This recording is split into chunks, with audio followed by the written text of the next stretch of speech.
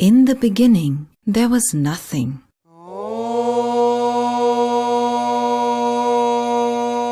Pure potential, pure consciousness, pure mind. This was Purusha.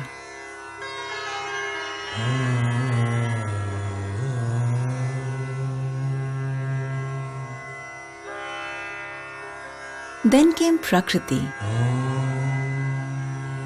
energy, nature. She brought Purusha to life.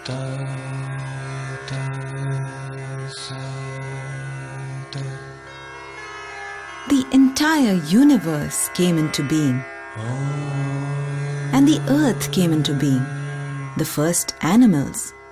Then Purusha became Pashupati, lord of the beasts. He watched over the world with tenderness and realized that all creatures would suffer, endure pain and death. In compassion, he taught them the art of yoga. The first to hear this teaching was the snake Patanjali, and it was he who brought yoga to all mankind. They say that who heard him best was the serpent round his neck, Karkotaka, or Patanjali. And therefore Patanjali is visualized as a serpent because he sits next to Shiva and he heard every whisper and every breath. So he knows it better than others and he shared it with the world. Yoga is more than anything else, it's a practice, it's a discipline. It is your connection with something that is eternal, you can call it consciousness. It is that part of you that is untouched by anything. So yoga for me, as far as I understand, is to unite the body with the mind and taking body and mind together to be in par with the eternal, evergreen state of this self. Today, yoga is practiced by millions of people around the world. From the studios and gyms of America to the halls of culture in China, yoga has become one of the world's favorite holistic health practices. But what really is yoga? Where did it come from? What does its practice do for your body and your mind? How did yoga spread around the world? Can yoga bring you into balance with your deepest self and nature? Indian thought has always celebrated imagination, which is mana, the mind. So we are called Manava, animals who can imagine. Yoga enables our imagination to celebrate and understand nature in her totality. That's the point of yoga.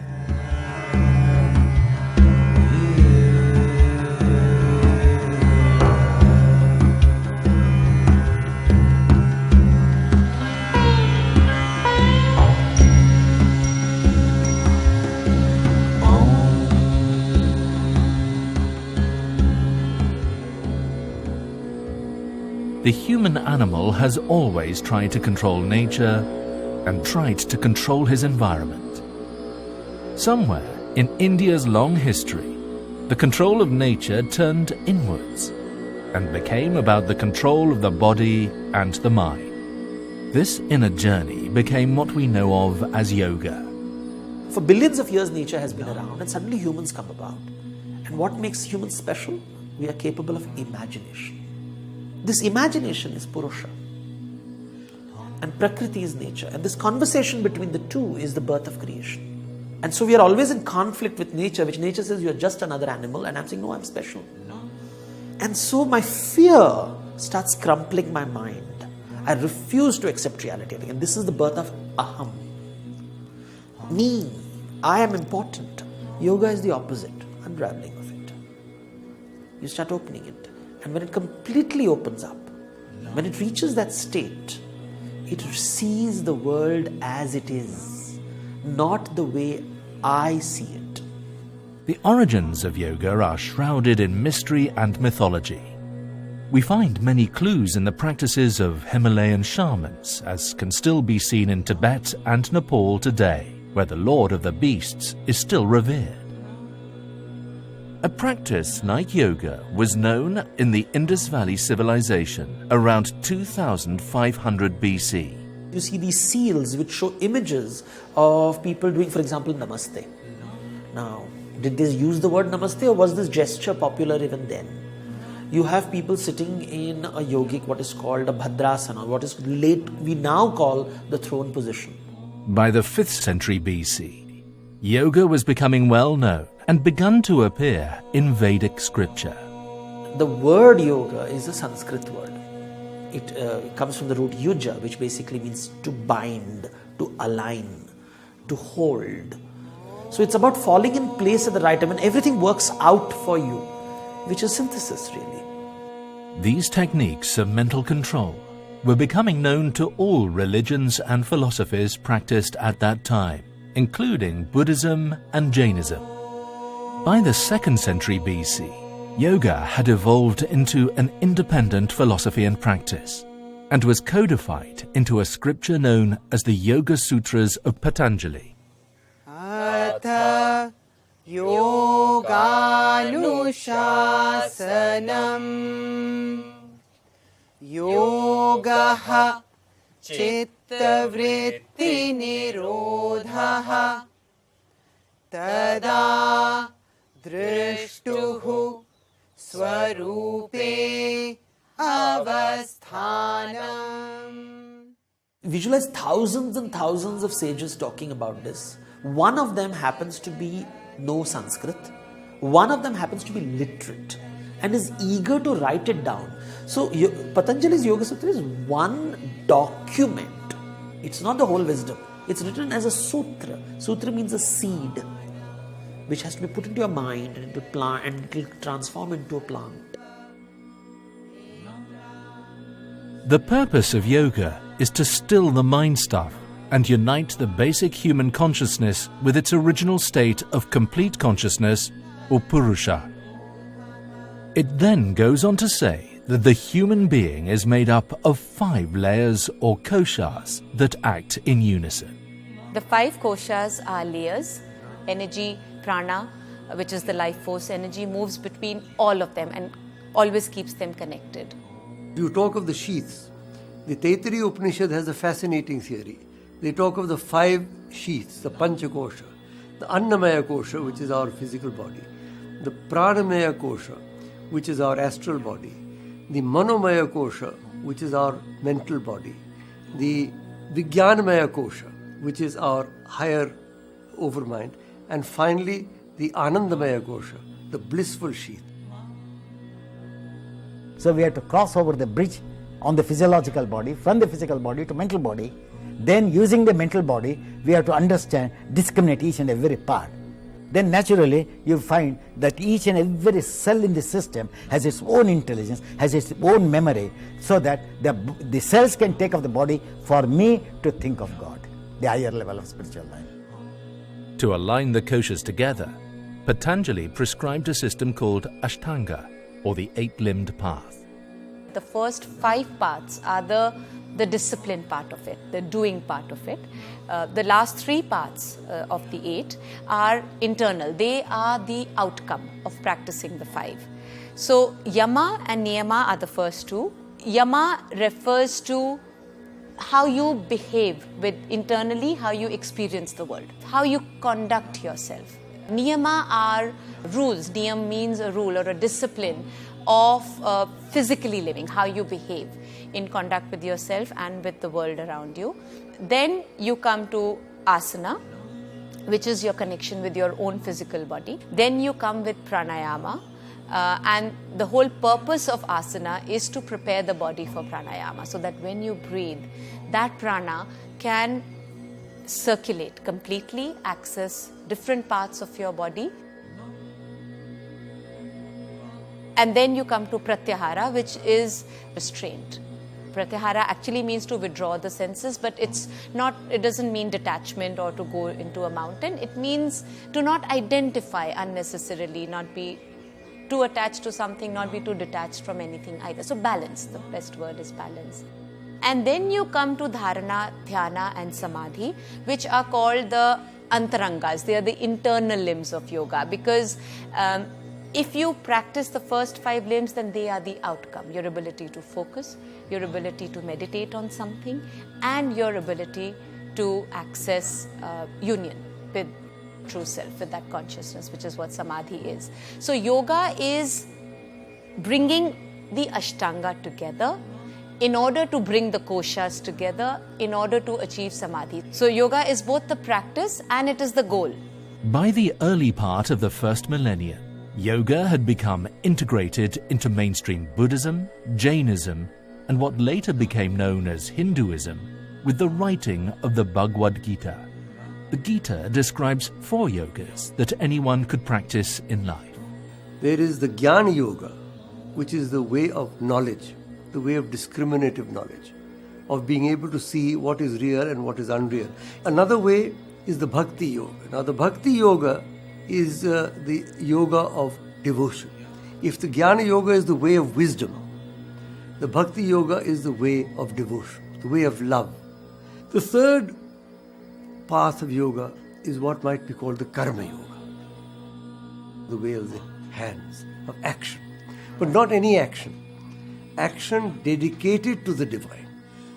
And then the fourth, and in some ways the most fascinating path, is what is known as the Raja Yoga, the royal road. And that involves the breathing practices, the Hatha Yoga, what people in the West look upon as yoga, which are the physical exercises, are only one small part of the Raja Yoga.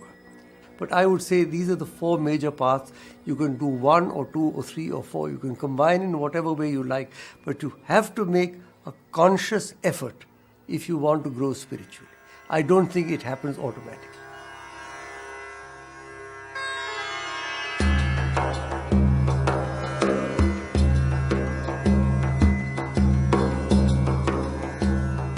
Once in Kailash, Shiva was teaching Parvati the secrets of yoga. Together they danced the cosmic dance.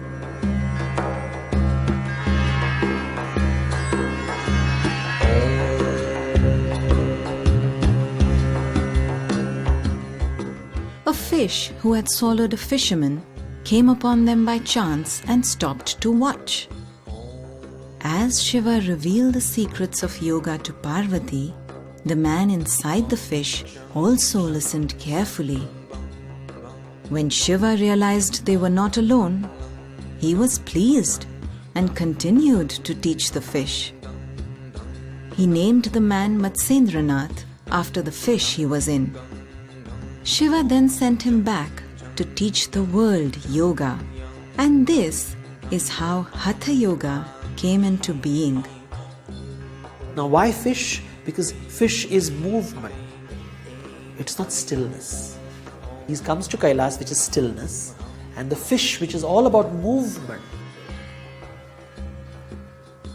tells the world. So Matsya as a means, it means life, it means movement, and he discovers the secret of stillness. He becomes the Nath. He shares it with the world. In the 12th century, a monastic group arose called the Naths that codified the practice of yoga into a training manual and methodology for monks called Hatha Yoga. Hatha Yoga has been misinterpreted, certainly to a very great extent, as physical yoga. But Hatha means willpower. So mind is considered as the king, therefore the word Raja Yoga came, control of mind. Whereas willpower is stronger than mind. Yogis were encouraged to become celibate and detached from the world. And over 84 asanas were developed to tune the yogi into a higher state of physical and mental consciousness. Very essence of yoga, yoga's chitta vritti nirodha. When the chitta vrittis of the chitta, or the waves of the thoughts or waves of the consciousness is restrained, there is stability. So while practicing the asanas in a spiritual line, even Patanjali says stability of the mind will come by the practice of asanas, because there is no other movement except that posture. By that, you experience the state of infinity. These postures were first detailed in the 15th century through a book called the Hatha Yoga Pradipika. What this did was move yoga away from the lives of ordinary people and into secret schools and systems across India. You see these two schools emerging. One which says yoga is about withdrawing from the world, withdrawing from Prakriti, rejecting Prakriti. And this whole notion of purification by not connecting with the world. So I isolate myself completely. And the other tradition, which is the Gorakh tradition, which is the tradition of yoga which is communicating with the world, talking to the world. By the time the British colonized India from the 18th century onwards, yogis were seen as eccentric, dangerous madmen who lived at the edge of society and could do all kinds of magic and contortions. Indian Maharajas and the British rulers would regularly organize whimsical demonstrations of yogis and magicians, and India became known as the exotic land of mystical and magical powers. When the Europeans came to India, they were surprised by the exotic. They wanted to understand this exotic creature called India. And that's when the 18th century, this exotic India manifests itself to satisfy the gaze of the master. By the end of the 19th century, the word yoga had started to become well known in Europe and America through the work of the Theosophists and the arrival of Swami Vivekananda. He taught Americans the ideas behind Raja Yoga, and his little book became a Bible to all spiritual seekers and mystics in that period. In India, the Maharaja of Mysore was a great patron of yoga. His teacher was the legendary Krishnamacharya. Iyengar was his star student and gave most of the demonstration popularizing Hatha Yoga in Mysore and across India. In 1952, Yehudi Menuhin and Iyengar became good friends, and he arranged for Iyengar to demonstrate yoga in London, Zurich, Paris, and New York's Carnegie Hall. Audiences were amazed at Iyengar's yoga, and by 1966, he had published his first book called Light on Yoga. In the next few years, this became the Bible of the new yoga movement spreading around the world. The West, because of the Greek influence, has always celebrated the body. It has celebrated exercise. And suddenly see these people who are also talking about the body, but in the complete opposite way. There's no conquest. In fact, it's the opposite of conquest, killing the urge to conquer. It just says, look inside. Calm down. Life is not so terrible. Sit down. Breathe. Your body has the answer, your breath has the answer, your mind has the answer. These are conversations that didn't happen before, and these executives are like, this is like manna from heaven. I'm very happy that yoga, which was forgotten entirely, now, like mushrooms, it has come everywhere, and at least they have made a beginning, and I am sure when a beginning has been made, after touching the gross, probably they settle in the subtlest as time goes by.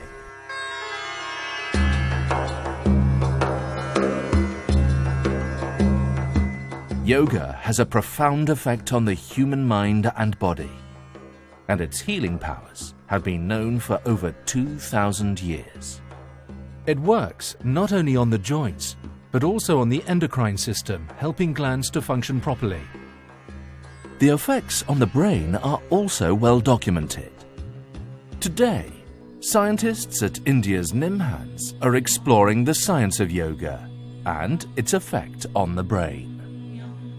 This is one of the areas which have been recognized way back in the motto that alternative medicine, what we call as an alternative medicine, to be part of neurosciences and mental health. Apart from that, we also have an advanced center for yoga, which is about 5 years old.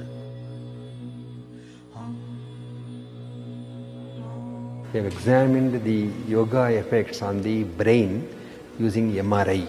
There are some areas of the brain which get better following yoga, and there are some situations wherein when chanting of Om happens, there are areas of the brain which are changed for the betterment of the individual. When you keep chanting Om or any other thing, you read Quran, you read the Bible.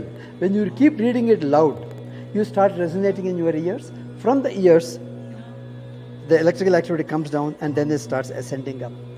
Okay? As it ascends up, it causes a calming of it. How yoga could help us in the management of patients, for example, in mental health disorders, what we talked about as the stress. The stress is one of the important area which is now causing a lot of problem in the global scenario. Yoga is seen as a valid complementary practice to traditional medicine and is being recommended by doctors in India and around the world. Mainstream medicine sends people to us for rehabilitation, for what they call stress, and therefore cannot put a finger on it beyond that, or even lifestyle diseases which don't have a cure really. So I think people want to choose yoga which gives them, they come and people will say that makes me feel good, that makes me feel calm. So yoga, without soma there is no psycho, without psycho there is no soma. They go together. If you ask the word very chitta vritti nirodha, chitta is in the body, body is a form of chitta, a gross form of chitta. So psychosomatic science was used by Patanjali long ago without using the word psychosomatic science. So this contact of the body, which is no skeletal body in contact with the circulatory system is connected to the nervous system. When the nervous system is connected, which is known as the indirect unconscious mind. So when the nerves are strengthened, positive brain comes to them, positive thinking will come.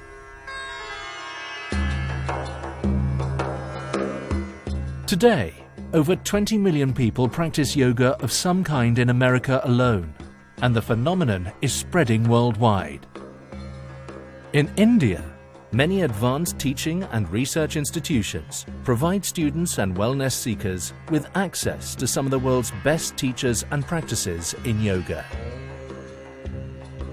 I think yoga is something which is beyond a culture or a nation. As a country with a very rich and one of the richest heritages in the world, it is our responsibility to nurture it. Suddenly people are looking inwards. The lotus has unfurled a little bit, so you're feeling a little bit more calmer, happier, seeing there's a value in the body talks to the mind, the breath talks to the mind. But come on, let's talk to the mind. The mind is still tight and it's still aggressive, and the simplest example of it is this obsession with wanting to own yoga. Having read lots of books on yoga, having practiced yoga, as far as my understanding goes, yoga is one, as people call God in different names, but He is one. Yoga is one, but as it branches off the trunk, so different people give it different names. Yoga is a universal practice that brings you into balance and harmony with your life, no matter what religion or ethnicity you belong to.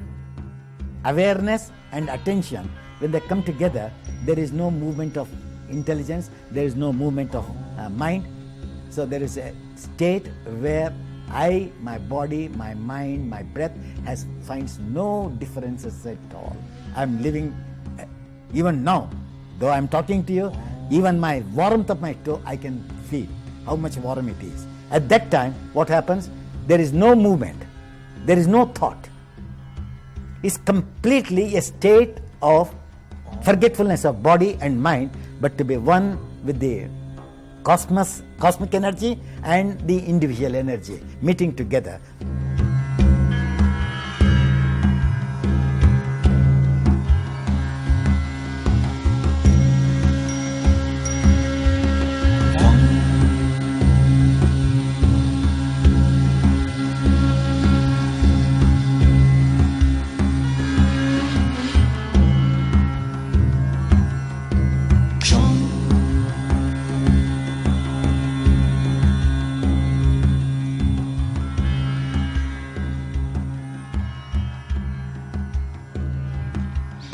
Shanti.